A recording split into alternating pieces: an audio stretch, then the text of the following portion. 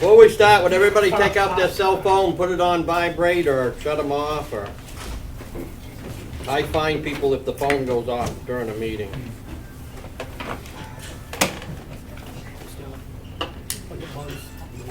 Huh? Yeah. It's a medical, I won't go. Huh? It's a medical, I won't go. All right. Fire anything. Yeah.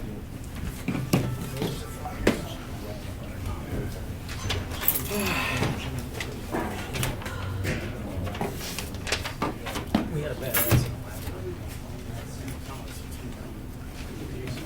Ready? My name's Stanley Brothers. I'm the, unfortunately, the chairman of the zoning board of adjustment for the town of Ossipee. We've got actually 3 cases before us tonight, but before we start, we're going to do a roll call.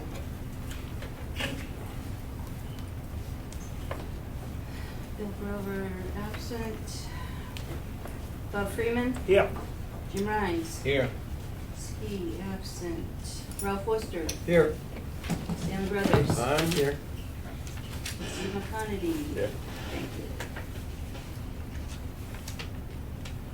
you. Can I have a motion to approve the minutes of the last meeting? I will make a motion that we approve the minutes for the purposes of discussion. I'll second. First, I will commend Laura for going through 14 pages of testimony and everything. I have some minor changes that I can state them for the record, or I can submit them to Laura. By and large, they're generally either they're sort of typographical, but I can go through them if. Yeah, why not? All right, so on page 2 of 14, the third paragraph, it says, board concerning location, size, pre-existing ordinances. It says Worcester motioned Rhines to amend his motion, and I think when you look at what happened below it, I think it probably is more appropriately that Ralph asked me if I would amend it, which I then did, and it was seconded by Bob Freeman later on. So I think that should be passed. In the last paragraph, I'm sorry, Jim. oh, I'm sorry. Oh. So I think, I'll give you this afterwards, Laura, but I think it just says Worcester asked Rhines to Oh, amend instead of his motion. motion. Yeah. I didn't make the motion, I asked him. Okay. I mean, I could have made it, but I said it would be easier if you just asked me. Yeah. Okay. And then in the last paragraph, it says motion granted for the variance also within 30 days. I think it was a motion to grant it with the conditions that, instead of also, say with the conditions that.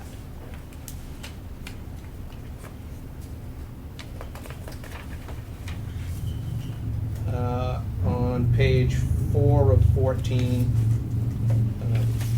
point 2, where it's underlined, says the approved site plan does not ensure compliance. I think that says does not ensure compliance is probably the way that should read. So I think it should say the site plan does not ensure compliance with Ossipee zoning ordinance. And that. Okay. Then in the 2 paragraphs below that, where it starts out car, the 4th line down, it says after table 3, but contests it is still not permitted. I think it should be contends.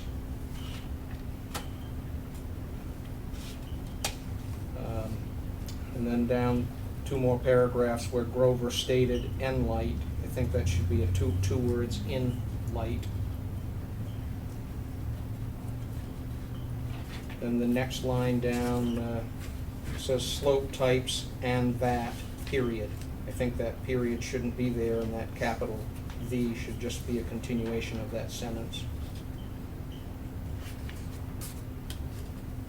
On page 5 of 14, under point 1 of the paragraph that starts Keach, in the second line of that, it says designates AE. I think that should be a comma, not a period, and then a small w for which is considered the 100-year, an elevation of 414 feet, not inches.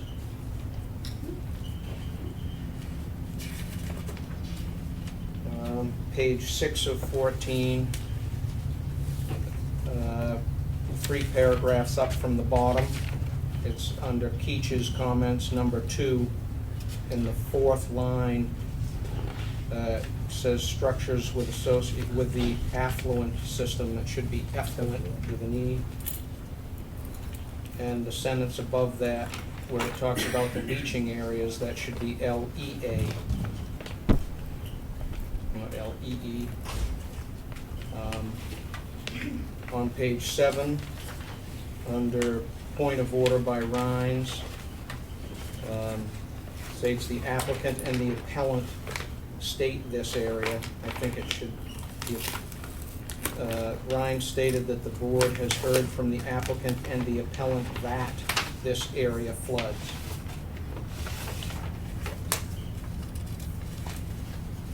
Page 8 of 14, under, right after the list of the 13 items in the paragraph that starts with Malia, in the second sentence, it just starts is recommending. I think that should probably say Malia is recommending that the zoning board do that. And then in the next line down, Superior Court for oral arguments and Judge Ignatius's determination, comma, since the town of Freedom has already filed an appeal with Superior Court.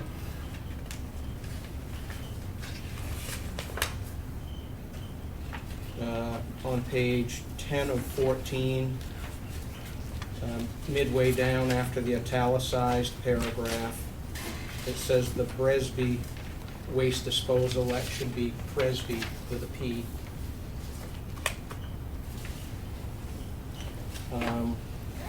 11 of 14, the third paragraph down that starts with Keach. I couldn't edit it, but it doesn't make sense to me the way it's written, and I don't know if anybody else wants to read it and has a better memory than I do.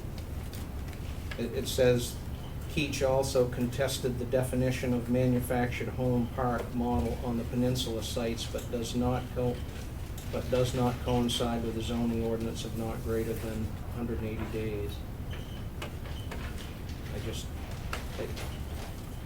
Maybe that's what was stated. I can't recall how it was stated, but that sentence doesn't make sense to me. Would it make any difference if you change the but to and? And this is site. Oh, okay. Yeah, that probably would.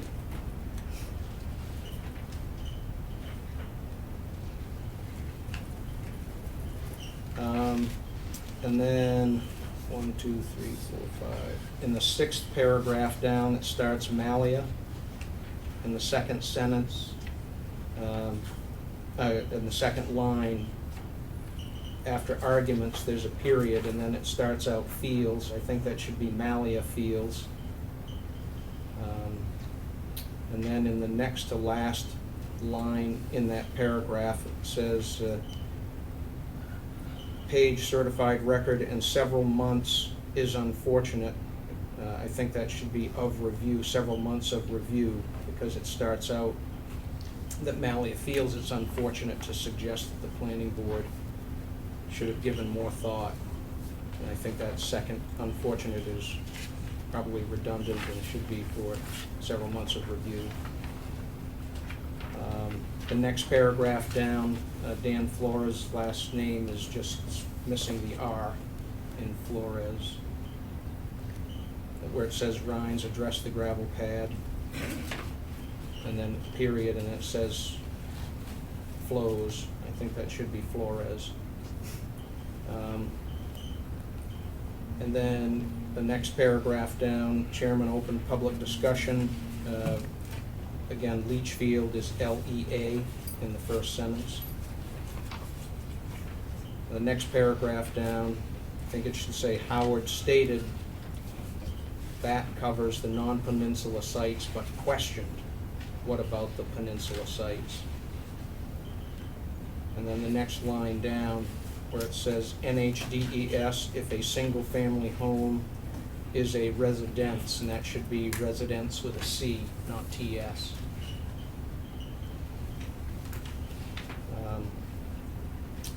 Then down 2 more paragraphs, it says Roy Barron stated the planning board said no structures would be allowed. I believe he stated that no accessory structures.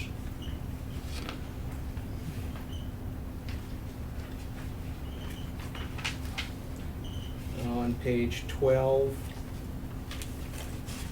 1, 2, 3, 4, 5, 6, in the 7th paragraph, starts out Rhines, 4th line down, starts out midway, it starts out believes it is covered. I think it's an incomplete sentence, so it should say he believes. The next line down says the planning board knew NEW should be KNEW. 1, 2, 3, 4, 5, 6, 7.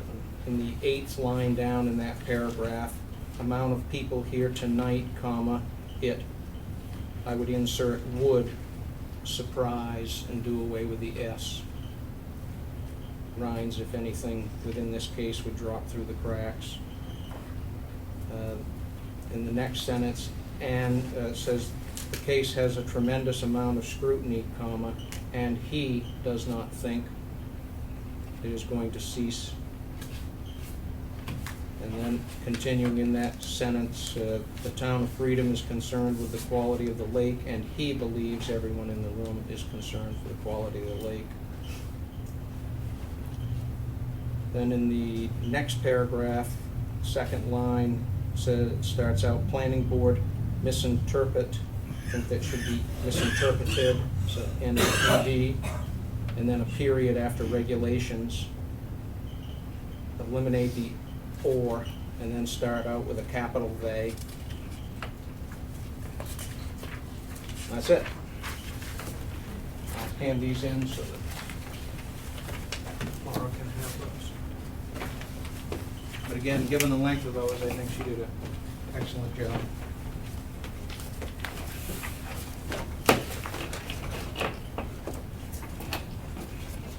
Well, there's a motion on the floor, and it's been seconded to approve the minutes As amended. as amended with corrections.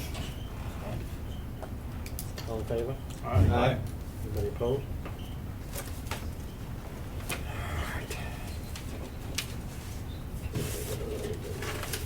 We can do financial at the end. I'm gonna switch things around. What I'm gonna do now is I'm gonna make a motion to go into non-public for a legal matter.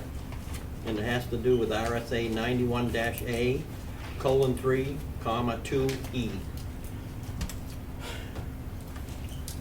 I'll second it. Did you make the motion? I made the motion. I will second it. I believe I have to get, That's it. ask everybody on the board. Bob? Yes. Ralph? Yes. Yes. And I would say yes. And Mr. Chairman, given the number of people that are here, can we leave rather than them? We can leave, yes. We'll go right into that office. I think we can make them leave. Can I get on my motorcycle and leave? No. Was this not on the agenda? It is, it's down under old business, but I'm switching things around and we're gonna do this first. And you can do that.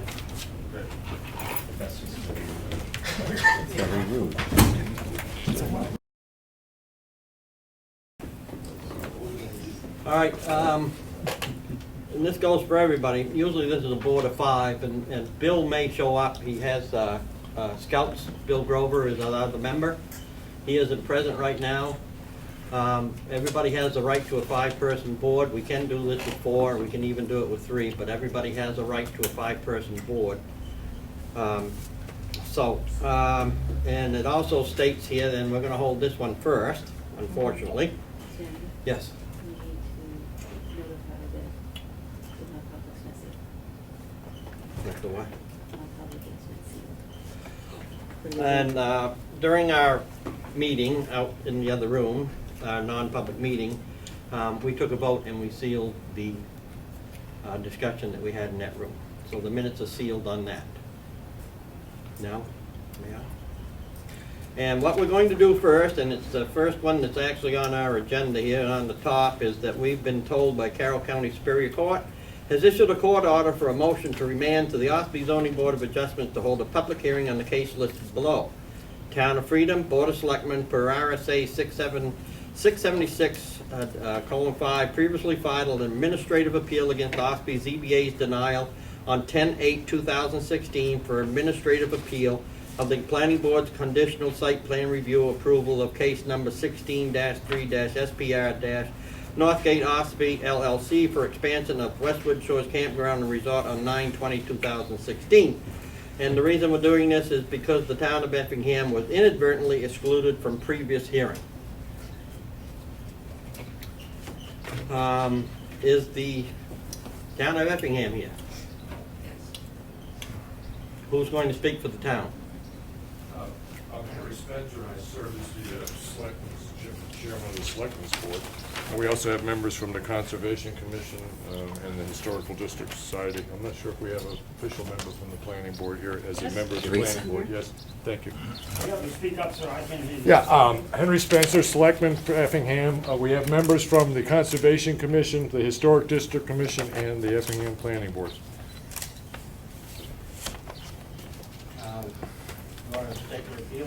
Well, the appeal is that we were not informed, and the rule basically is that as we were originally granted a butter status, I make an assumption the inadvertent exclusion of us from being informed at the last meeting does require that you hold this particular meeting. I don't know at this point if you want comments on what the selectmen talked about. Primarily, the selectmen together only talked about the process by which we were originally granted a butter status, and then the fact that we weren't. We made no particular discussion as a select board on the merits of the decision that the zoning board made at the time. Yeah. The question I have is, the town of Effingham isn't filing an appeal. They weren't notified of the hearing, and they had the right to hear all the testimony that was given by Keach Nordstrom and the town of Freedom and everybody at the last hearing. So I would think that the proper procedure would be that if a representative was here from Freedom, they should represent that case, and if they're not here, then we should include the minutes that we just approved as part of the record, because that's what Effingham would have heard, and then they would have had an opportunity to react to those comments. I don't know if, you know. The other option is they could have gone on to government oversight. Right, but I guess the point is to satisfy the statutory requirement. They've Correct. now received appropriate notice, but if Freedom isn't here to present, what benefit is it to them? You know, they're not gonna get to hear the presentation that went on for 2.5 hours. Sir? Did it ever occur to you that the people from Effingham might have something to say Oh, that's. that has nothing to do with what Freedom presented, but some of their own opinions about this? On the three things that Freedom brought forth, Right. we are more than willing to listen to Effingham's comments. Right, and It is those three things that As I they said, have. the selectmen did not speak specifically as to what would be spoken to, but we did get communication, and personally, as a selectman, but also personally, I do plan on limiting any comment I have to the issues that were put forward by Freedom's And case. I think I'd be more than willing to hear from Effingham. Yeah, my point wasn't to exclude you. I'm happy to listen to whatever Effingham has to say. The point was that you're at a disadvantage because you haven't heard 2.5 hours of testimony Right. that you would have sat there, and that may have stimulated other comments. Right, but the issues that were put forward, I'm gonna just call it the white paper that I got on Freedom's primary concerns. I really don't know if there's anybody here from Freedom to speak to that or not. I Is do there have. anybody here from Freedom? You're from Freedom? there anybody here from Wakefield? I'm just wondering if we're leaving the town. No, we're not. Everybody has been notified. All right.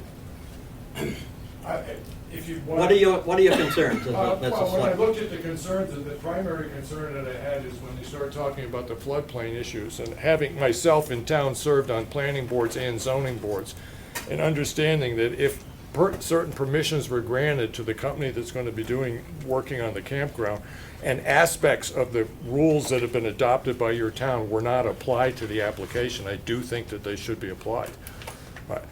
Whether or not the planning board would offer a variance, or the ZBA would offer a variance, or the planning board can offer a waiver on any of those conditions is another issue, but I don't think that was even done. I just think that those aspects of it, from what I got from the paper from Freedom, those aspects of it, it was neglected to speak about them. Right. So there's the application of the floodplain, which is on top. It's the top layer of any restrictions that would be on that piece of property. If those issues that are restricted to the floodplain ordinance weren't discussed, they should be discussed, and they should be discussed by the appropriate body. And as I said, some of them, I'm not sure whether or not you can grant it as a waiver, if you decided to waive them, or if it would have to be a variance. I mean, that's something that would be taken up with your boards. I will say, as a selectman from Effingham, I am loath to tell Ossipee what to do, but there is a concern in my community, and there's a concern I have, because the ecological condition of the Lake Ossipee is a tremendous financial generator, and it's extraordinarily important to the area. Effingham has a fairly small footprint on the lake, but the footprint it does have represents a pretty big portion of our taxable property that has higher value because of this lake frontage. So there is real concern in the town of Effingham, is that Westward Shores is not going to diminish what I would consider the capital value of Ossipee Lake. I don't, the ecological side of it, I've got a lot of concerns on that, but I try to look at stuff like this very practically. Right? And for me, the ecological side, while extremely important, what you're really trying to protect in this thing, besides the ecology, it is the income that it generates to the communities by having that lake be in good condition.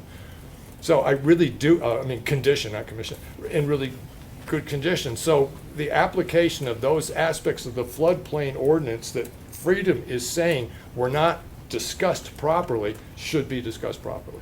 So that's about what I have to say as a selectman from Effingham. So thank you very much. And I don't know, members of the Conservation Commission, if you had anything particular you wanted to add, or anybody else, but thank you very much for your time.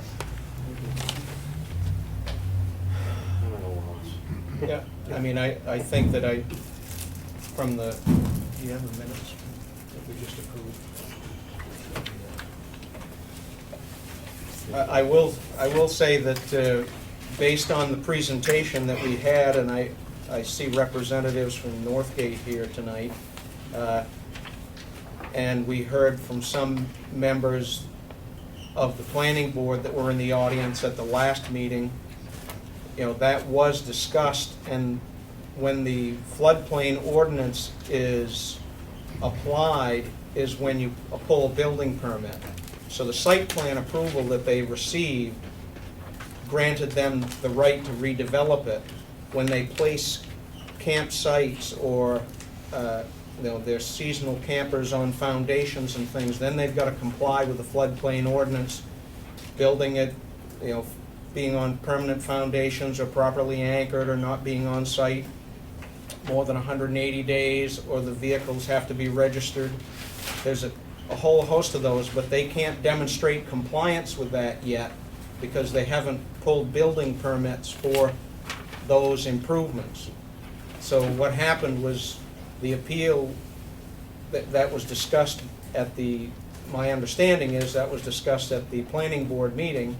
And one of the conditions that they put, I think, was condition number 4, that said that they shall comply with all state, local, and federal regulations.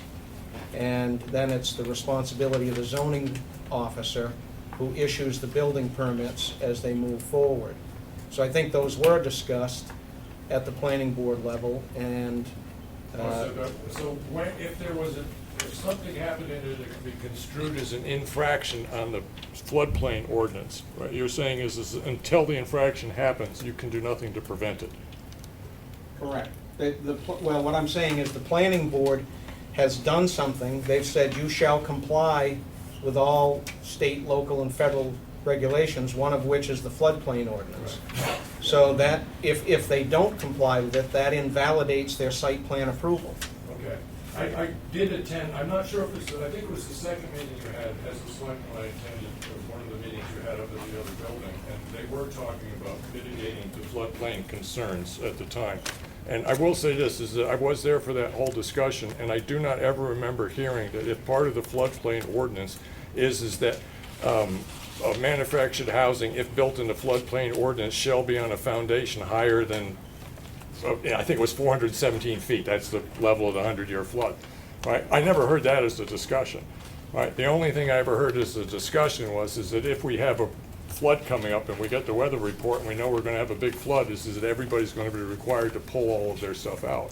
So all I'm trying to say there is that one aspect of what I read in the floodplain ordinance, at the one meeting I was able, that we were informed about and I was able to attend, that particular issue I never heard discussed. Okay?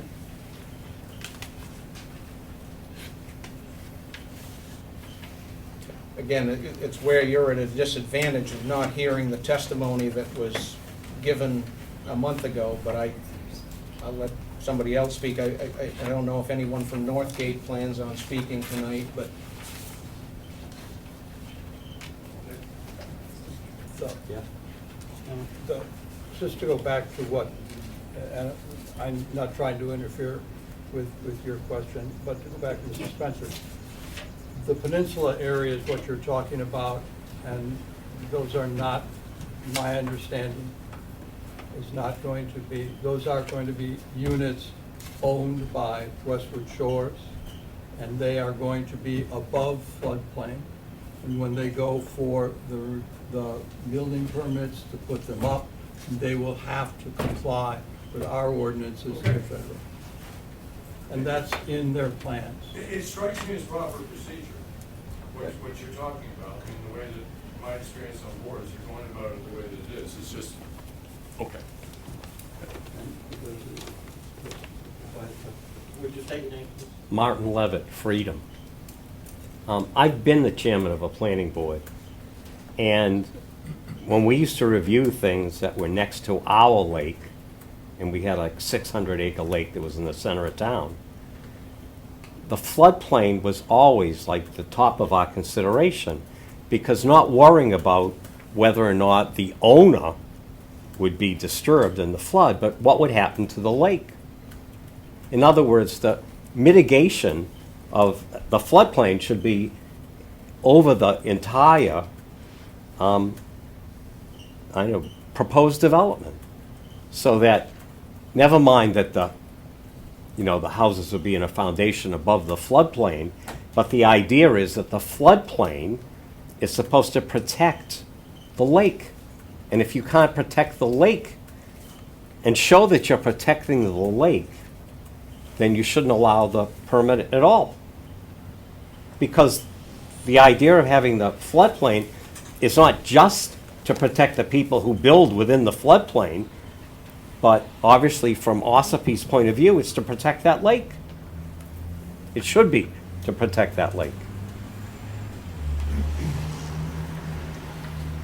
And I still, after all the discussion, and they still have to meet local, state, and federal regulations on that floodplain. And if they can't meet it, it's not gonna happen. But the point is now, you guys are in charge, and you can impose additional restrictions before you give them the permit to make sure there will never be any. We're not the ones in charge. Well, the planning board and the ZBA, because they're going to come to you for permits, as long as, They're gonna go to him for permits, the zoning officer. He's gonna make sure they comply with everything. has the planning board tried to mitigate what would happen in the 100-year flood based on this? And are those requirements in the permit that the planning board issued to the developer? And to say simply that they have to comply with all the regulations doesn't do the townspeople any benefit. Okay. So, the purpose of the floodplain regulations, as you stated, are to protect both the homeowner and the surrounding area, the floodplain. And the way those regulations are written, if you comply with them, then you are protecting the floodplain. So the planning board has issued a permit that says that you shall comply. If they comply, then it will satisfy your concerns. So this board is not, the only thing this board is in charge of is deciding whether or not to remand this decision that the planning board made back to the planning board, or decide that they made the decision correctly and it stays at Superior Court where it is. We don't get involved in the building permits. We're not granting any relief from any of the regulations. All we're deciding is, did the planning board consider what Freedom has appealed and has a concern about, or did they misinterpret the Ossipee zoning ordinance? And that's all we're here to do. And we did that at the last meeting. I mean, we took a vote. Right, but I mean, they, to Effingham's credit, they didn't, they were not notified, so they get the right to hear us, our thought process. I don't know if anyone else wants to speak. Sir? Yeah, the other primary issue brought up was the type of soils and stuff like that. And I'm assuming that New Hampshire's Department of Environmental Services has weighed in pretty heavily on the plans for the septic at this Westward Shores. I mean, at this point, this is an assumption on my part that the business that's promoting this has talked to DES and gotten approvals for all this stuff, and I'm, you know, I have enough faith in Department of Environmental Services in New Hampshire is that they did consider soil types and stuff. Right, and that they felt, because there's a bit of ambiguity about one word that wasn't listed, but it's similar to podunk soils and stuff like that, and I'm assuming that the planning board received reports from Department of Environmental Services dealing with that one particular question. Right. I mean, these raised concerns to me when we got the notifications from Freedom. They raised my concerns, they raised the other selectmen's concerns, and I'm pretty sure the Conservation Commission had the same ones. But it is your estimation on the behavior of the planning board is that they did due diligence on these issues, and you looked at them in relationships to the question raised by Freedom. I think they've done an extraordinary job getting to the point where they're at. Okay. And again, DES is the one that's gonna give them permission to put the septic in there. Right. We can't give them permission, planning can't give them Right, permission. yes. We can't say yes, we can't say no to that. Yeah. It's up to DES. This board, last month. I just heard as far as, somebody who just mentioned to me is that they have not yet responded with an answer to whether or not the septic meets all the approvals. Can we? But I'm gonna, the first shovel isn't gonna dig into the ground until that approval is in, right? Okay. DES says no, it's no. It's one of the conditions of approval is Okay. all state, local, and federal, so if they don't It's get one a of the septic conditions. approval, and they may have it, I don't know, but if they don't get it, then that site plan approval is still. On a personal side, I'm kind of leery about having another 500 households living on Ossipee Lake, because I've seen how busy it is on weekends. But there are rules set up in the state of New Hampshire that dictate to try to protect bodies of water from certain kinds of development. If you fall within those rules, you have every right to do what you want to do on a legal basis.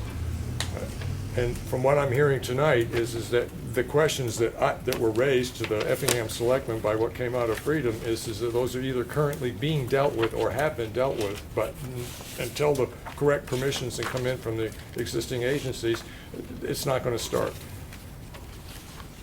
I think that's correct. Okay, thank you very much. We'll go see if anybody else wants to speak. Is there anybody else from the public that would like to speak on Effingham's case? Sir? David Steer, Comeau Daily Sun. I bumped into a reader today who wanted to know if this approval down the line by, state, local, state, federal, authorities, whether or not that would have any impact on flood insurance for the town or for properties within the project. I'd assume that if it meets all the requirements, flood insurance wouldn't be an issue. Is that correct? It's not a I think that would be up to the people that are putting the buildings in to insure them. I mean, I hope they do, I mean, but they don't have to, I don't believe. Yeah, I mean, this is simply this is not a zoning board decision, but in my opinion, if they comply with the floodplain ordinance, it's not going to affect flood insurance premiums or, you know, the ability for anyone to get flood insurance. Okay, thank you. Ma'am? Back to the Evelyn Albert, Effingham. Back to the septic issue. Is it not true that under the Ossipee zoning ordinance, podunk and chikura soils are not allowed septic is not allowed in these two types of soils? I'm not a soil scientist, and can I refer this to you, Jim? Yeah,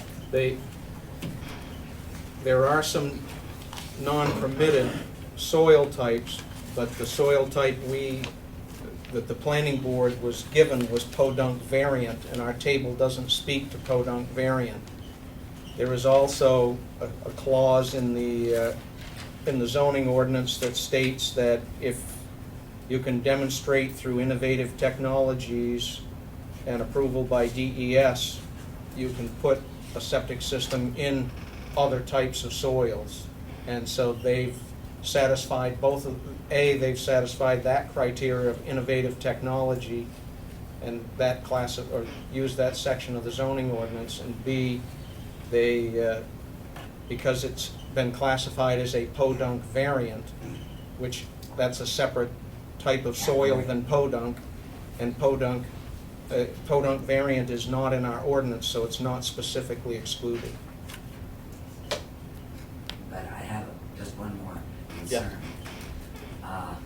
Living along the Ossipee River as I do, I mean, we're all concerned about the quality of Ossipee Lake's water, of course. But as we all mostly know, there's only one outflow from the lake, and that's Ossipee River. And that river goes down to a huge watershed, the Saco watershed in Maine. If there's any, E. coli damage to the lake, it's not just going to stay in the lake, it's going down the river. And that is one of our biggest concerns.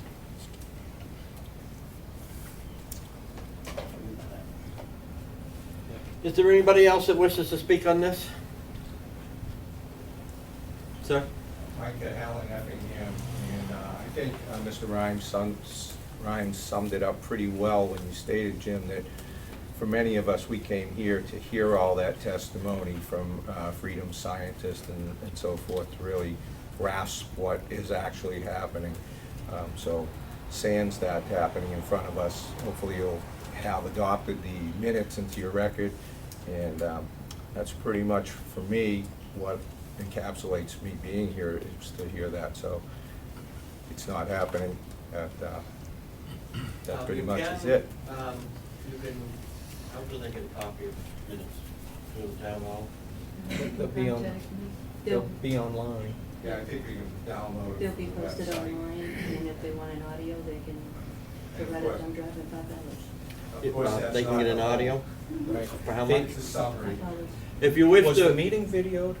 The planning board? No, the last The zoning last board meeting. ZBA meeting. Okay, it No. was not. But Okay. they There's can two obtain things an here. audio.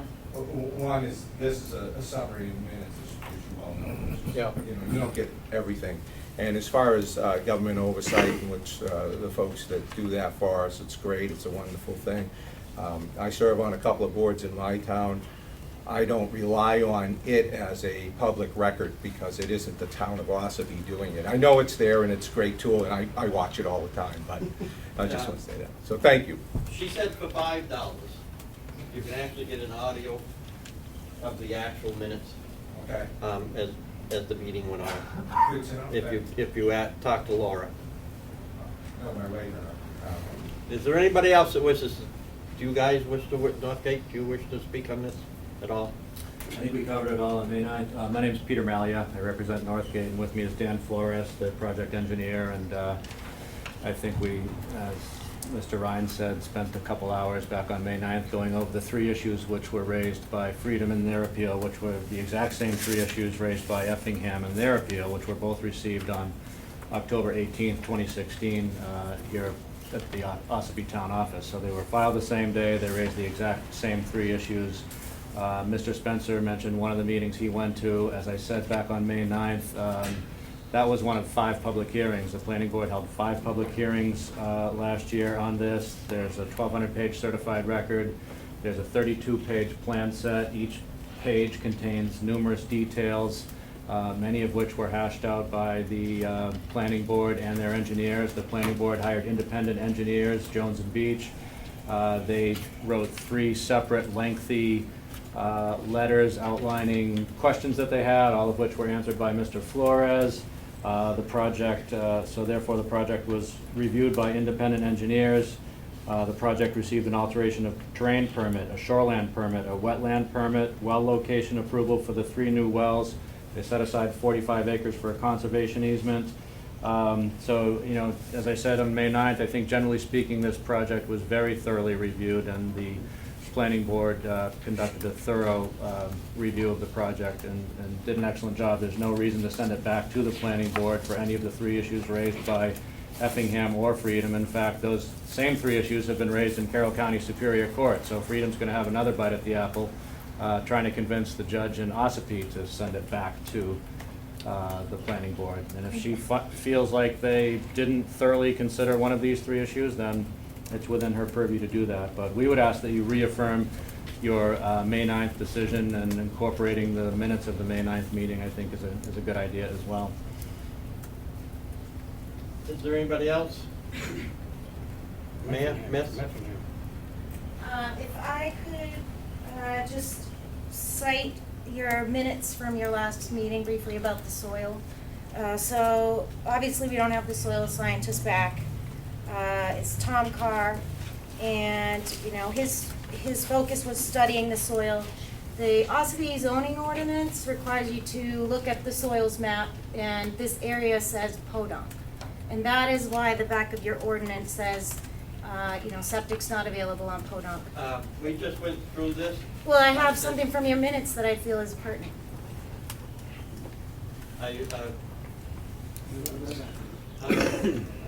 Okay, continue on. Thank you. So, to not take up too much of your time, it's page 4 of 14, second paragraph from the bottom. Last sentence is, after his research, Carr states, this tells him the soil is actually podunk and not podunk variant. Now, podunk and podunk variant, I'm sure everybody can guess there's probably, I'm just guessing, 1 million types of soils. They cannot list all of these in the back of your ordinance. So when it says podunk, I mean, the soil scientist is also saying it's podunk, not variant. It's, you know, as science would say, it's the same consistency type soil, but maybe with a slight variant to it, still part of a floodplain consistency. So I feel that, you know, the soil type is very important to the town's ordinance.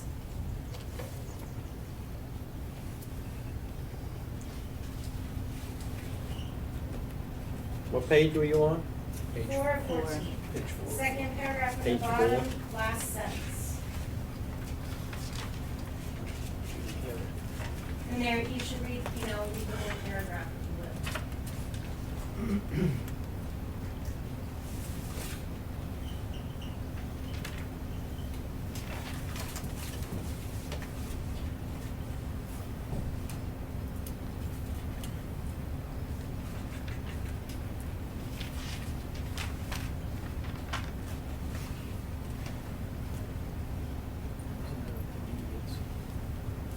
Mr. Chairman? Yes, Mr. Rhines?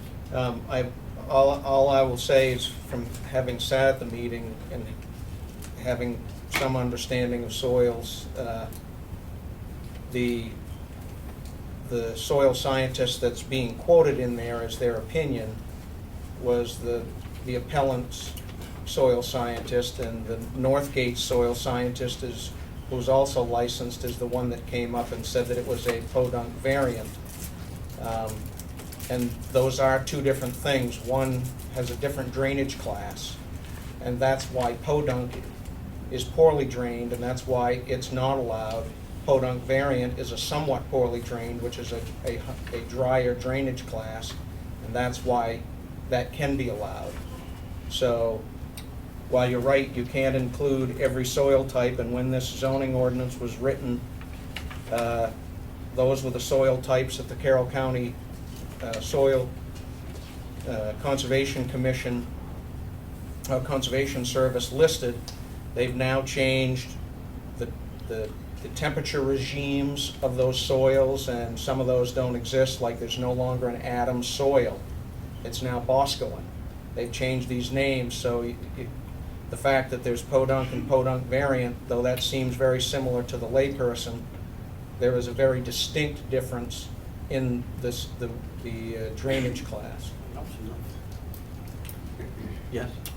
The Ossipee ordinance states that it's podunk, and, you know, from my understanding, you must go by, or the planning board, not yourselves, but the planning board is supposed to go by the ordinance. I'm also an elected planning board member, so I do understand procedure, and the planning board was supposed to refer to this soil and then refer to your ordinance on the last page there and apply that to this project. And I think we thought that they did apply what they needed to apply.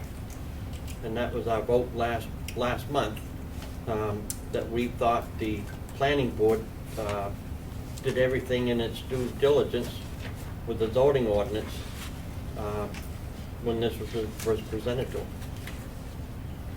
Sir, Mr. Malley. Also back on May 9th, we talked about the soil issue, and we talked about section 6.3.2 of the Ossipee zoning ordinance, which allows septic systems in soils like podunk or podunk variant if you're using an innovative alternative technology acceptable to the New Hampshire Department of Environmental Services. And I gave you a copy of DES's approval of the Presby system. And I referred you to sheet 29, the septic details and general design notes. Note 1 states that the EnviroSeptic wastewater treatment systems are approved by NHDES as in accordance with part ENV-WS 1024. So Mr. Flores and SFC Engineering has proposed a septic system called the Presby EnviroSeptic wastewater treatment system, which has been approved by NHDES as innovative alternative technology, and therefore meets the requirements of the Ossipee zoning ordinance. Thank you. Thank you. Is there anybody else? I got one question. Danny? Amy Fishbein from Effingham. I know we've talked about it. James could help probably remind me of the altitude elevations of the lake. The floors of these buildings will be at 414, right? The finished floor. Floodplain is at 407. Floodplains at 414. The operating level. The level of the land. Operating level of the lake is 407.25. 407.25. You know, one of these big problems that I have there, I was a resident of Westwood Shores for a few years. I had a home 4 feet up on Cribbing, and it moves all the time. Why can't those homes be on blocks? You know, it's not, every time this land, how much water came through it this spring? You know, to move it off the cribbing. You know, it doesn't take much to move it. All it has to do is run alongside the cribbing and they start settling. I've seen it happen at Westwood Shores, I've seen it at other jobs. Why can't they put that on foundations? You know? The ordinance saying how they have to be anchored and what they have to be on. They're gonna be on some type of an anchor system, yes. There's numerous ways you can go about it. Ma'am? But 7 feet is a long ways Ma'am? on cribbing. Teresa Swadek, I am on the planning board in Effingham, not here representing the board, but to this point, I believe the ordinance, the floodplain ordinance that the voters of Ossipee enacted states that there needs to be anchoring and proper approved. And then I believe that's gonna happen, and Steve, He's a man? that man right there, Steve McConaughey, will make sure that before everything is, that he's gonna certify that that's going to happen, that they will have to meet that. So it's public record that all these structures will completely comply with the Ossipee floodplain ordinance. Unless they do comply. If they don't comply, their site plan is invalidated, because it was a condition of their approval. Right, and enforcement of the floodplain ordinance to go to, He is the Mr. code enforcement Steers. officer, yes, for the town of. The selectman of the enforcers, but he's the one that brings the issues to them. enforcement of it is part of the arrangement that towns have when they want to, when their homeowners, residents of the town want to avail themselves of flood insurance. So I think that was a question earlier. The floodplain ordinance is a requirement for the community in order for folks in the community to be insured. And if that ordinance isn't complied with and that's not enforced, then homeowners could lose their insurance. So it's, thank you. Is there anybody else, sir? Okay, Damon Steer, Conway Daily Sun again. This might be a question for the applicant, if you might indulge me. Some weeks ago, Freedom told me that they were optimistic that these issues could be negotiated. I just wanted to give the applicant a chance to see if they could characterize how the negotiations are going, and if they care to. It's entirely up to them. Yeah, I don't think it's relevant to tonight's proceeding. We've had discussions with Freedom's lawyer. We'd like to try to resolve this as soon as we can, because otherwise there are many, many months of court proceedings ahead and legal fees. So if we can find something that works for everybody, that would be great, but nothing to report tonight.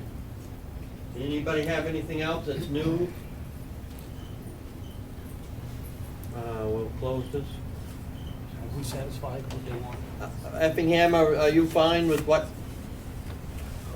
Yeah, the primary concerns is put forward in the document. You've expressed your response to them, and it's your town. You know, run it as you see fit. But I will say, to the degree that you said that everything's going to go according to rules, nothing's going to happen until DES does what it's meant to do, and all that, you're behaving right. You know, any feeling I have about the wisdom of the campground is personal. I'm speaking as a municipal official to a municipal board, and it does sound to me like you're exercising due diligence. Thank you. I apologize if I went off a little bit at the beginning of this when I asked if there was any other towns here, but that's just the way I am. I have had to conduct the same meeting twice in my life, and I'm really Well, this is like 3 times. We are closing to the public this hearing. As public information, Westward Shores has put out, and this is what was agreed to by our planning board, it's 31 pages. And there are notes upon notes upon notes, many of which concern things that you have brought up, and they have been taken care of. So when folks have said, our planning board has not covered those things, and then we look at what in fact was agreed to by the planning board, we have to say, we think the planning board did the job right. And that's, you know, this is public information, and if you want to look at that, feel free. Jim? Mr. Chairman, I would move that we deny the request to remand this back to the Ossipee Planning Board. Well, second. Has the motion been made and seconded to deny the request to remand this back to the Ossipee zoning board? We'll take a vote if you're in favor. Discussion, go ahead. I just want to say, for the benefit of the people that came out again tonight, what I said last time is that I feel like the planning board, through their public hearings and the review of the plans and the third-party review, that they did their due diligence to the best of their abilities. I don't see, with the conditions that they put on there, that it shall comply with all state, local, and federal regulations, that they have omitted or anything or not considered or misinterpreted, and therefore that's the reason for my motion, is that it's appropriately placed before the Carroll County Superior Court. Anybody else wish to add? I would just like to say to Effingham, because we do border them and they're our town, neighborhood town, in behalf of our selectmen, because I'm one, that I believe strongly that if tomorrow you people went into your campground and ripped it all down, if you have any on the lake, which I know you do, that Ossipee selectmen can believe that you people are gonna put it back the way that all ordinances are supposed to be. I'm not gonna be over there peeking in your window saying that they're doing everything right. I think that we have to believe as selectmen in each and every town that you people are gonna do what's right for your town and what's right, and follow your ordinances. And I feel the same way that you people should feel with us. We're not gonna let this happen unless the ordinances are fulfilled and right to the T, what they're supposed to have, and not one iota else. It's gonna be the way it's supposed to be, or they're not gonna have it. We're not gonna let it happen. And I believe that these fine gentlemen here tonight are gonna follow and make sure that these rules are applied. Whether it's septic or soil or whatever it is, they're gonna do what's right. I mean, that's not a fly-by company, and I know that. They're gonna do what's right. And we're gonna see that they're gonna do what's right. Our zoning officer's gonna see that they're gonna do what's right. You know, we don't sit in all these meetings and do all this stuff, you know, to try to pull the wool over somebody's eyes. You know, you get all these conservation groups that are so worried, you know, that something's gonna end up in the lake. We don't want nothing to end up in the lake. That lake is our income right here for our town, and we have a big chunk of it. And again, I believe strongly that these gentlemen are gonna do what's right and done by the ordinances that we have imposed. And I thank you for coming. I understand why you're interested, but we're not gonna be over there to make sure. We're gonna trust in you as selectmen that you're gonna do what's right for your town. And we're gonna do what's right for our town, trust me. Thank you.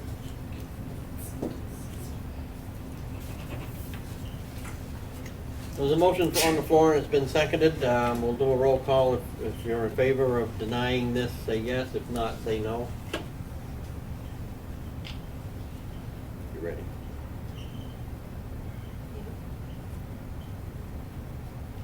Jim?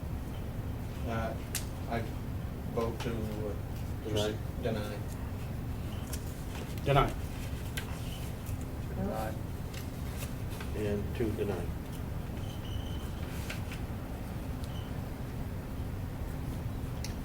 That closes this case.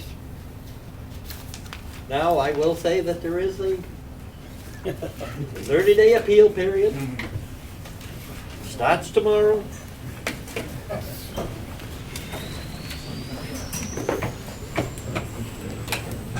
Show them what's in town, though.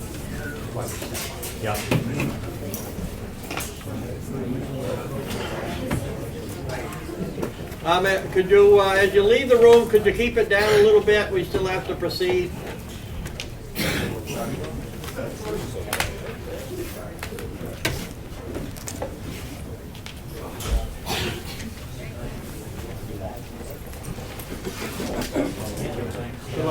Thank you. Good night. The first case, Give it a kick. Unlock it. And he's an engineer. No, he's an attorney.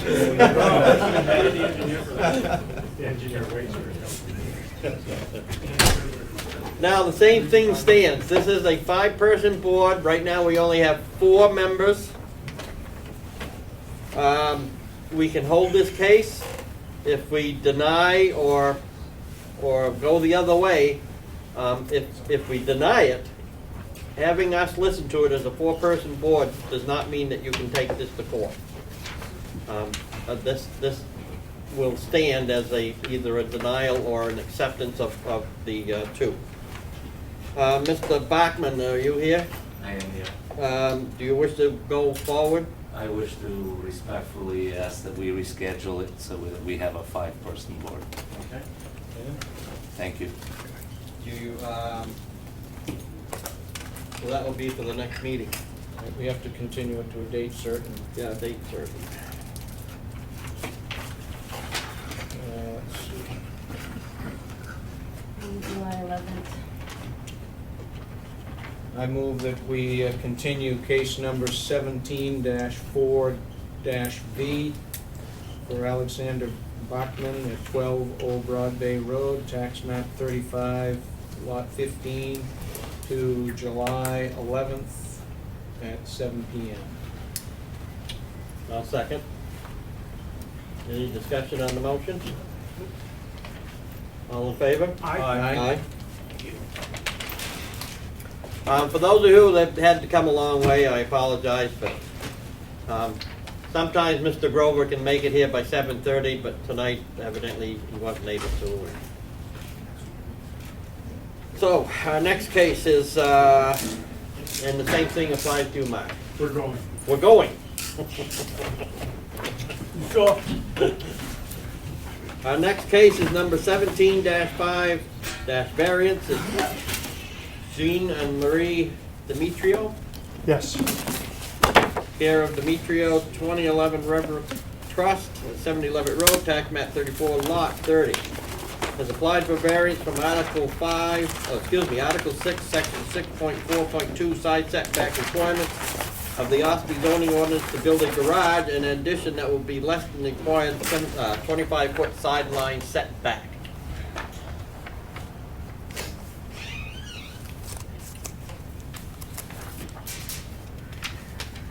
Do you need to?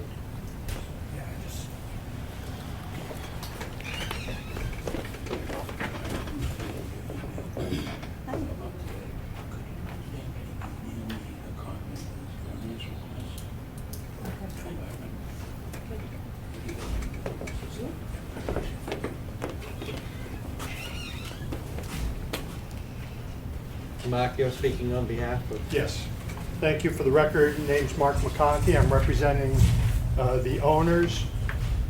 In your package, there is a statement authorizing me to act on their behalf.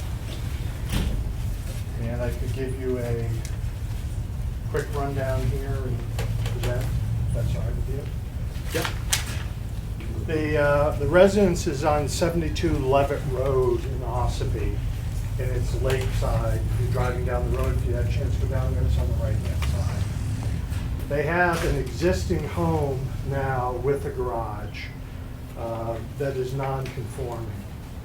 Pre-existing zoning, non-conforming, and they actually own the lot that's adjacent, I guess, to the north, is also owned by them. The property has a outbuilding that actually, as we show on the plan, is actually across both lines. And the septic system for this home is actually on lot 65. Has a state approval. I believe we turned that in with our application. The home is a 3-bedroom residence, and what sparked the owners to what they thought was a simple thing to do was to simply add on to existing structure that's between the two lots so that they had more room to try and get their boat and summer stock under cover. They're getting older, the chore gets harder and harder, and the angle and so forth. So first, all we were looking to do was to enlarge that structure. But that got more and more complicated because the building's on 2 lots. And if they were to do that, it could take away any future developmental rights of lot 65. We then looked at pulling the structure into the center of the lot where it would meet all zoning requirements, and it then would have blocked the building as it sits presently and would have made movements through the property rather difficult at best. So the final plan, as we called take 3, as we worked with Steve on this, is what would make the most sense, was that they were going to add, which we have in the enclosures, add on to, if you're standing at the road looking at the existing building, to add a 24 by 32 extension coming out to make that the new garage. So what I'm looking here, this picture here, this exists already? Yes. The 24, 24? Yeah, it's all part of that structure. All part of that structure. Yeah. He's here. I have another one here, Stan. No, that's fine, that's fine. Okay. Could I have one on? Oh, sure, I'm sorry. Took it away from me. I understand Stanley's the chairman. He's the chairman. Come on, he has to have some purpose. So, we nearly comply with the zoning ordinance. The building, the garage that's already there is about 18.67 feet from that right side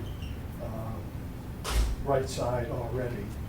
And the idea is to run the new structure along that existing reference line. So the back corner of the garage is only 18.67 on the right side. Then the front of the existing garage is 21.58. And the proposed structure keeps pulling away further because of that angle. And we're going out to 25.39 feet. The house and the structures comply with the zoning ordinance. We're only looking at, I believe it's a 15% lot coverage with the addition of this new structure on it. It lies nicely onto the lot, and the only person that is affected to any degree is the lot 31, which is, I'll mispronounce this property. And the properties across the street, in my opinion, are not being, with this addition, are not being taken any lake views from this, because this property up on top sits on top of the knoll, and the water drops away rather steeply to the water.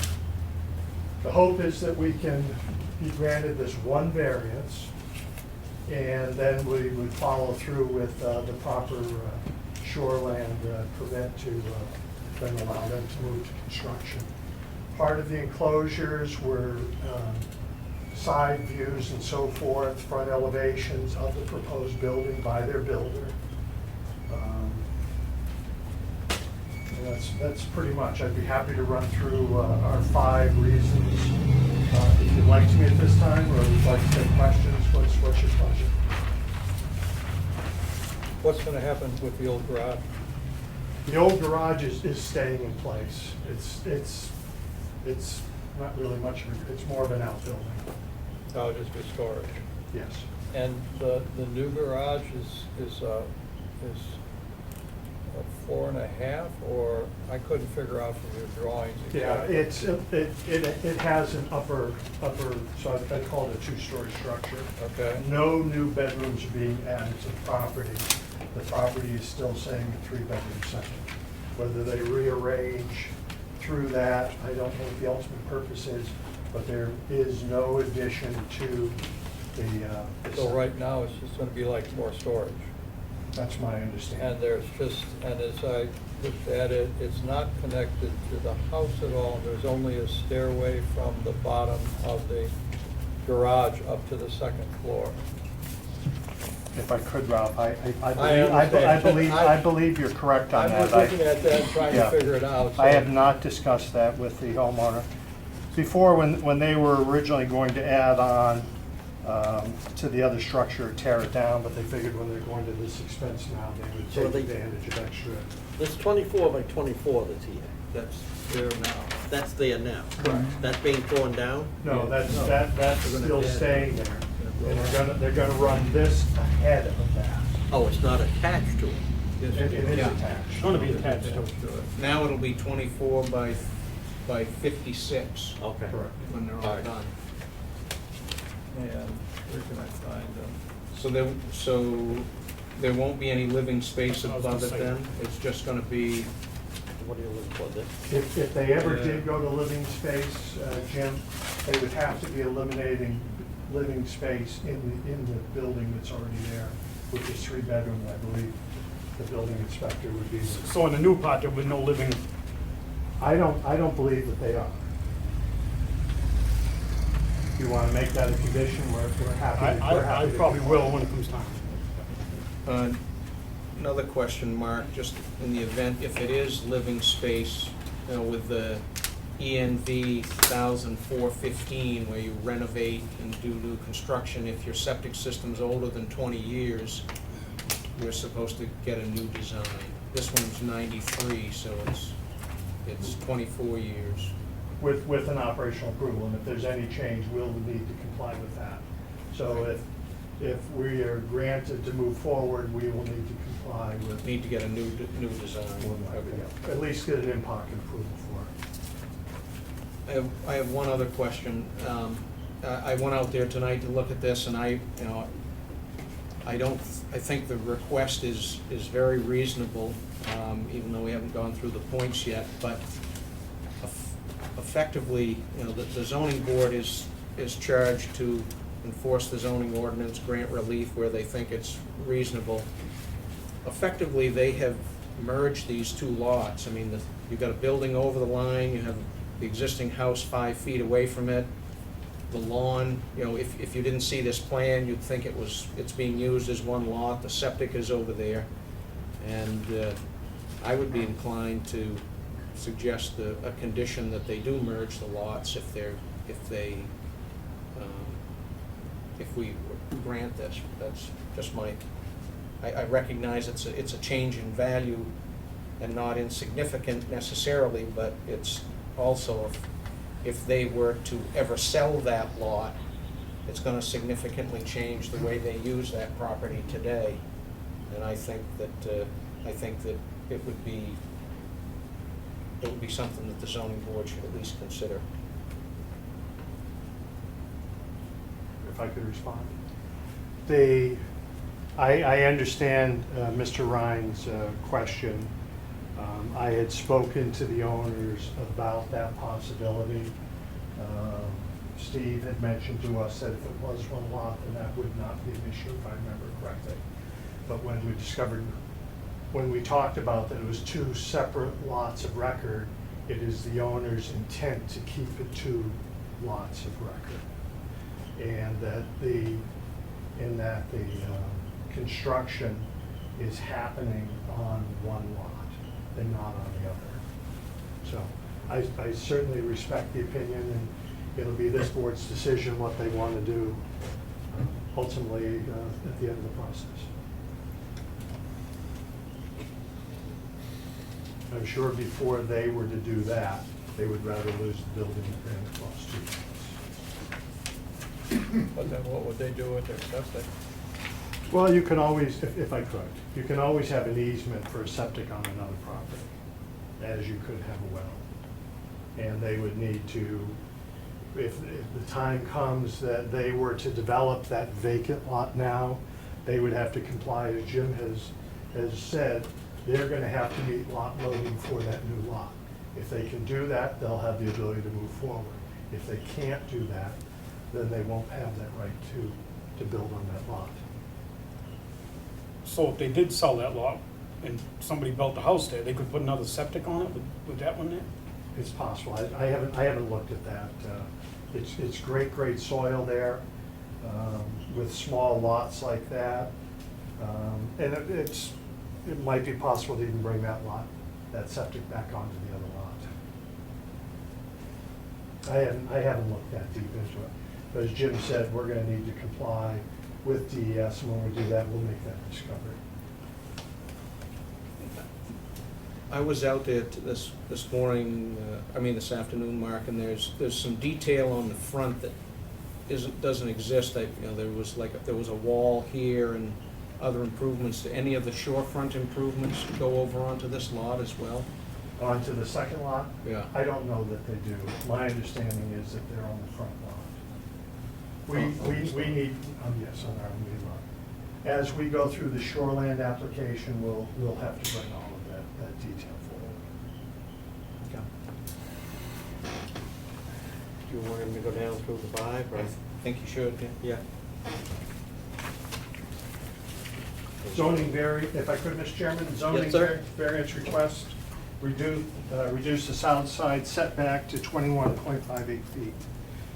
1, granting the variance will not be contrary to the public interest because many of the homes in this neighborhood predate zoning and do not conform to sideline setbacks. The owner's request to add a garage to the face of their existing home is reasonable. No surrounding neighbor views will be obstructed. and the character of this lakeside neighborhood will not be altered. 2, the spirit of the ordinance is observed because the proposed structure meets all but one setback, follows the reference line of the existing structure. The westerly roadside front edge of the addition will actually be less non-conforming 23.9 feet from the sideline than the starting point of this construction, which is only 21.58 feet from the sideline. The mature landscape will remain in place, screening much of the view of the new structures from the passerbys, and will continue to maintain a wildlife corridor to the lake. The existing single-family home and the proposed addition will not distract from the natural beauty of this lakeside neighborhood, and granting the variance will not diminish the health, safety, and general welfare of the inhabitants of the town of Ossipee. 3. Can I ask you just, your plan shows 25.39 feet, but the number you quote in your application is 23.39. Yeah. Just want the record to be correct. Well, I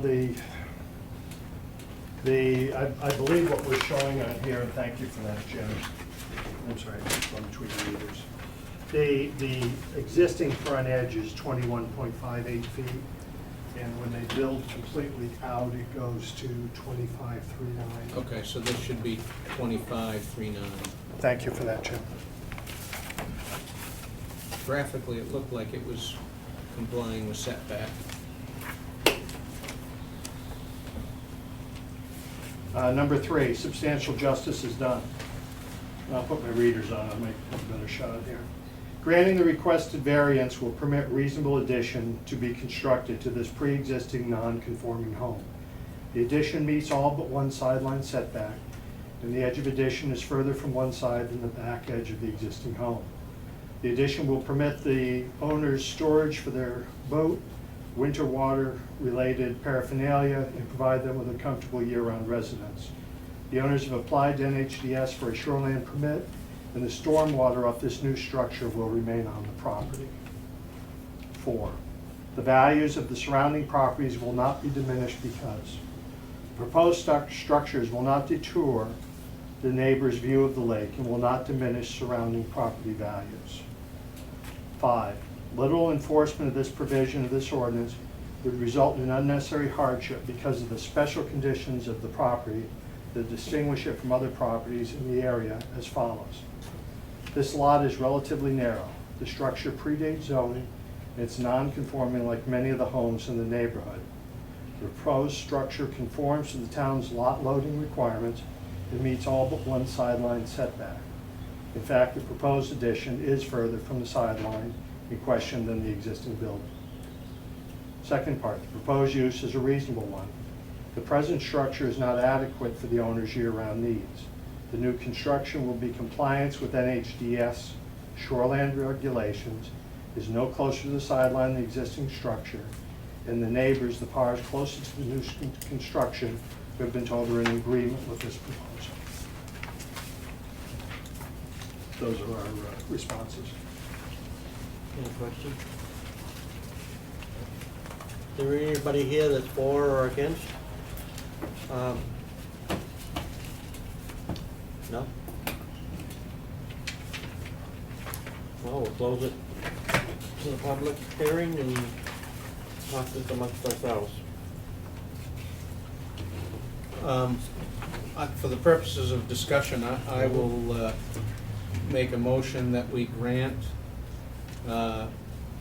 variance case number 17-5-V for Jean Marie Demetrio, care of the Demetrio 2001 Revocable Trust at 70 Levitt Road, tax map 34, lot 30, for a variance from Article Roman 6, Section 6.4.2 for a side yard setback for the addition to a garage. And I would add a condition that the existing outbuilding must be removed, and that if the lot to the north is ever sold, that a septic easement must be recorded at the Carroll County Registry of Deeds, or the system must be placed on the lot where the home exists, and that it comply with all other state, local, and federal permits. Second one? What was it, your second condition? That if the lot to the north is ever sold, that the septic system for the southerly lot is constructed on the southerly lot, or an easement to be granted and recorded at the Carroll County Registry of Deeds. I also like to have any of no livable space in the new part of the garage. And that there will be no livable space above the proposed garage. No living space, I should say. I'll second that. Any other questions or conditions? Laura, could you read that back?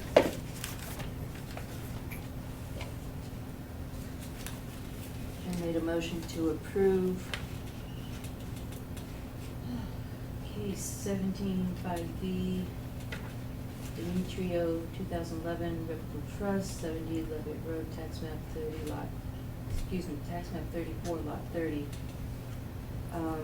to add an addition to an existing garage with conditions: no living space above the garage, the existing outbuilding be removed, and if the lot to the north is ever sold, there be a septic easement or the septic system be placed on the southern. The septic easement to be recorded at the Carroll County Registry of Deeds. And just add in there, Laura, that it's a variance from Article Romans 6, Section 6.4.2 for the side yard setback.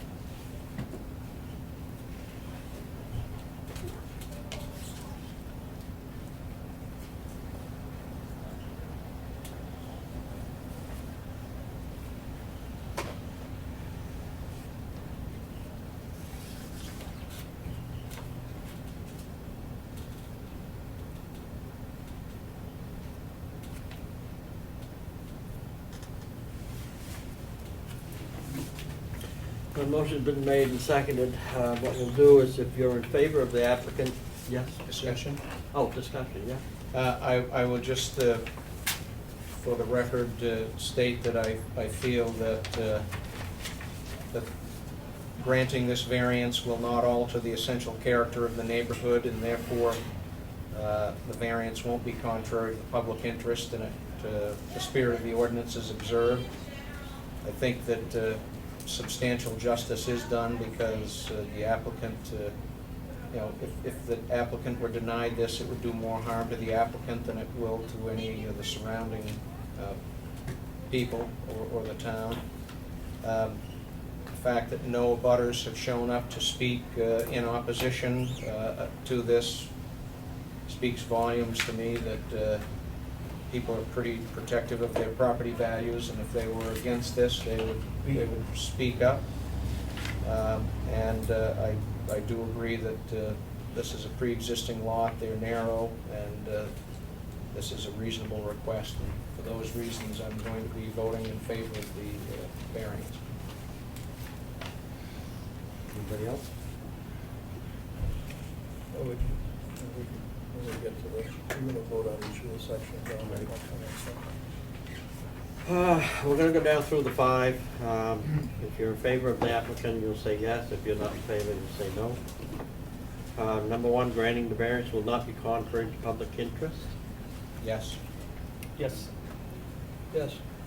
And I'll say yes. Spirit of the ordinance is observed. Yes? Yes. Yes. And I'll say yes. Number 3, substantial justice is done. Yes? Yes. Yes. I'll say yes. The values of the surrounding properties will be diminished because, and proposed structure will not detour the neighbor's view of the lake, will not diminish surrounding property values. Jim? Yeah, I just will, in the application, it says the surrounding property values will be diminished. I think that probably is supposed to say will not. But I'm still going to say that I believe that the property values will not be diminished. Yes. I'm just going to add that one of the reasons I'm going to be able to vote yes on this is because of the conditions that have been placed on it, so that separate lot gets to be, if it ever gets to be sold, fits in with the neighborhood. And I would not have voted for this if those conditions had not been placed. But I will vote for yes on it. Yeah, I'll vote yes. Number 5, literal enforcement of the provisions of the ordinance would result in an unnecessary hardship because of the special conditions of this property that distinguish it from other properties in the area. Yes? Yes. Yes, and once again, I think that one of the special conditions that weren't mentioned is the fact that there are 2 adjoining properties owned by the same people, and then there's some confusion there. But I hope that our conditions and our approval will help mitigate any problems along those lines. And they also use the proposed use as a reasonable one. Yes. Yes. Yes. And I'll say yes. You've been granted the variance. And you do know that there is a 30-day appeal period that starts tomorrow. I've been made aware of that. Yes. Thank you. And if I could just thank you all for that, I appreciate it. And Jim, thank you so much for pointing that out, because another town they said the same thing, I didn't do that. We'll change that application. Sure. Did you gentlemen have a question? I have a general comment, but whenever you get back. Let's take it right now. I'm here sort of representing my aunt who owns property down at the end of Levitt Road, actually. And her general concern, there was no necessarily opposition to this particular one, was a couple of years ago, she has 2 adjoining lots. She did a rather complex boundary line adjustment to make the other lot buildable, because it was only 50 feet wide, and under zoning, she could have built a piece of paper. When she did that, she did it in such a way to ensure that the lot would be buildable and meet all zoning requirements, all side setbacks, rear setbacks, everything, with no variances. Her only concern is that, and again, it's not necessarily opposition to the case you just heard, but a concern that how often are variances to the side setbacks, or rear for that matter, being granted, and that if it's frequent, should perhaps the zoning board recommend to the planning board that they relook at the setbacks in that neighborhood, because if you're constantly giving variances to side setbacks, perhaps the side setbacks are too large. Not that she's necessarily in favor of them being smaller either, but it was just a general feeling that if this issue is constantly coming up, that seems to speak to there being a problem with the zoning ordinance. Well, it's lots that were built on and made way before. Oh, I know. My grandparents bought the property in 1949. Yeah.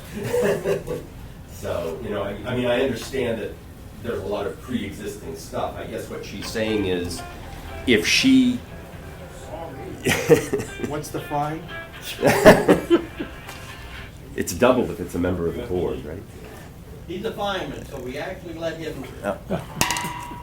I guess her concern is that if she ever sells her second lot,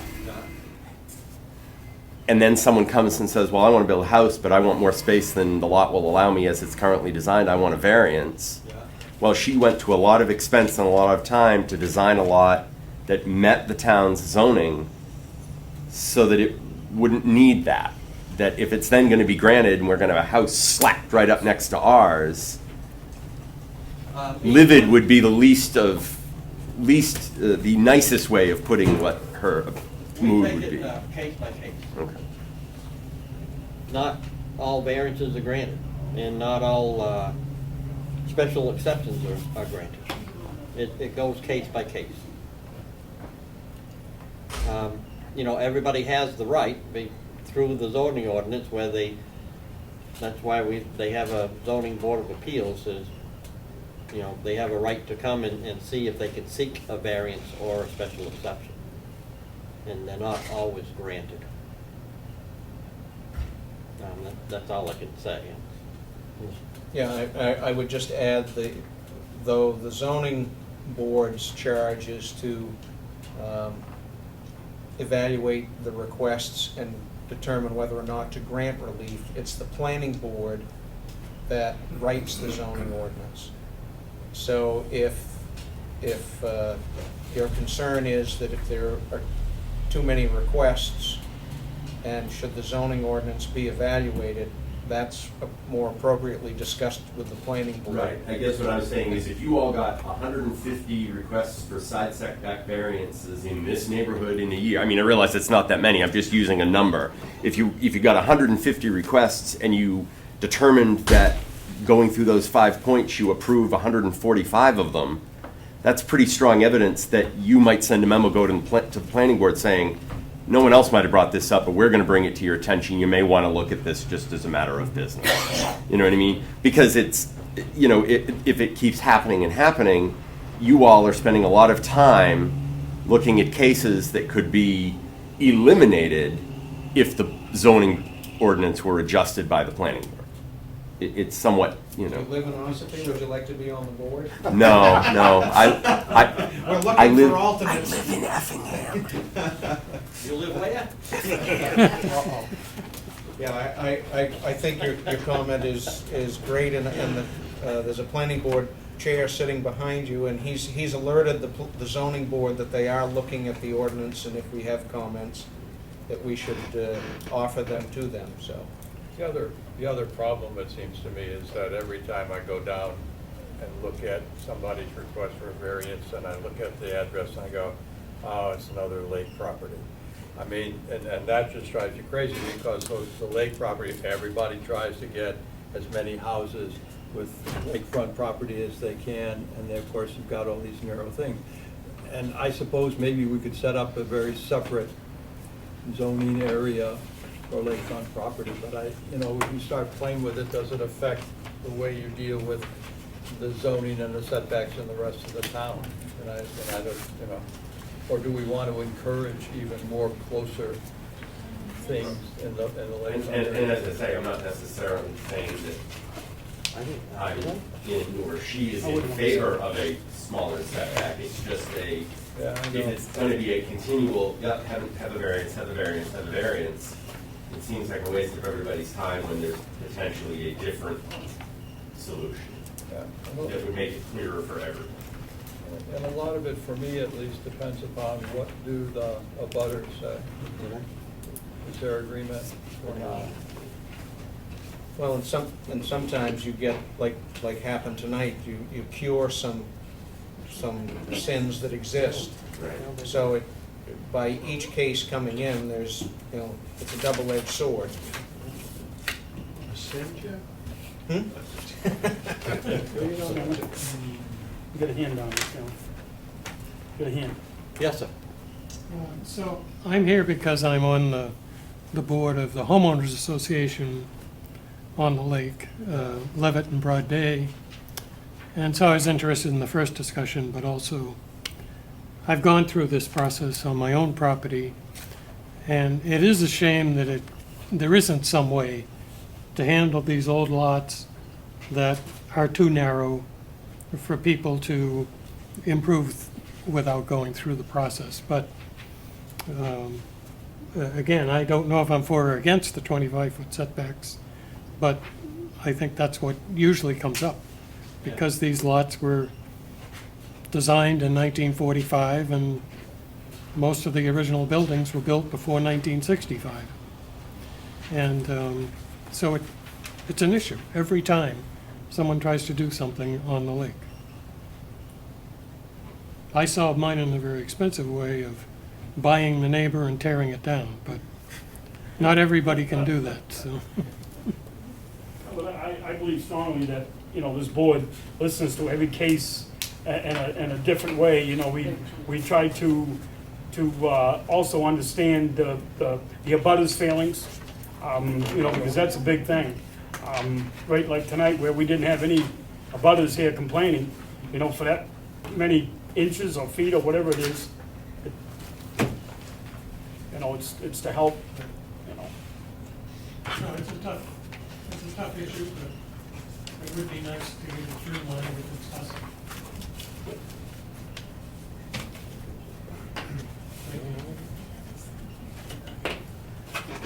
We have anything else, Mr.? Did you go over the budget?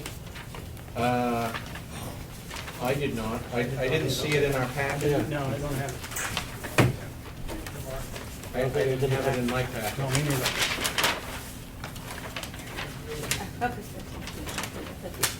Make it up. No, I didn't have some minutes here that I need, right? What do you need? You got The minutes. But no, I didn't get it. tonight?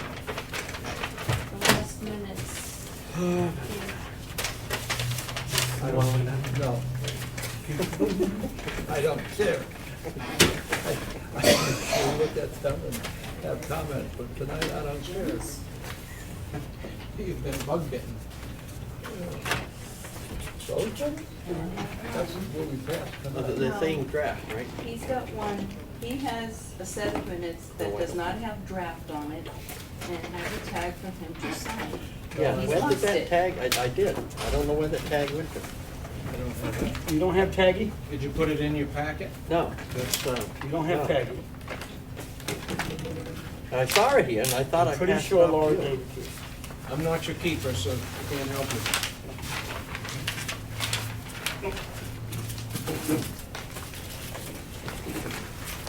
Did you look at the budget?